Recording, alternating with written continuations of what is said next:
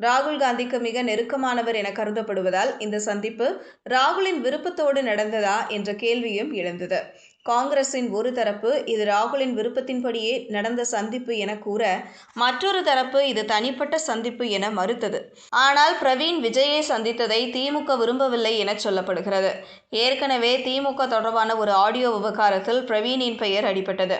மேலும் 2024 லோக்சபா தேர்தலில் மயிலாடுதுறையில் போட்டியிட வேண்டும் என்ற அவரது விருப்பத்தை திமுக எதிர்த்ததால்தான், மாநிலங்களவை உறுப்பினர் பதவி தராததாலும் திமுக கூட்டணியை பாதிக்கும் வகையில் பிரவீன் செயல்படுகிறார் என்ற சந்தேகமும் திமுக வட்டாரங்களில் எழுந்துள்ளது.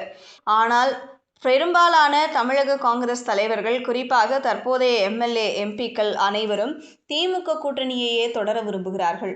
த.வே.க.உடன் கூட்டணி அமைக்க வேண்டும் என்ற விருப்பம் கட்சிக்குள் மிகச்சிலரால் மட்டுமே முன்வைக்கப்படுகிறது. ஒருவேளை தமிழக காங்கிரஸ் தலைவர்களின் விருப்பத்தை புறக்கணித்து ராகுல் காந்தி விஜயுடன் கூட்டணி அமைக்க வேண்டும் என்று முடிவெடுத்தால் 1996 சட்டமன்ற தேர்தலைப் போல காங்கிரஸ் கட்சியின் பெரிய பிளவு ஏற்படலாம் என கட்சி வட்டாரங்கள் கூறுகின்றன. அப்போது ஏற்பட்ட பிளவை போலவே சத்தியமூர்த்தி பவன் கூட காங்கிரஸ் கைக்கு எட்டாத நிலை உருவாகலாம் என்ற அச்சமும் ஏற்பட்டுள்ளது. இந்த நிலையில் டெல்லி காங்கிரஸ் தலைமை யாரை தேர்வு செய்ய போகிறது என்பதே கட்சியினரின் எதிர்பார்ப்பாக உள்ளது.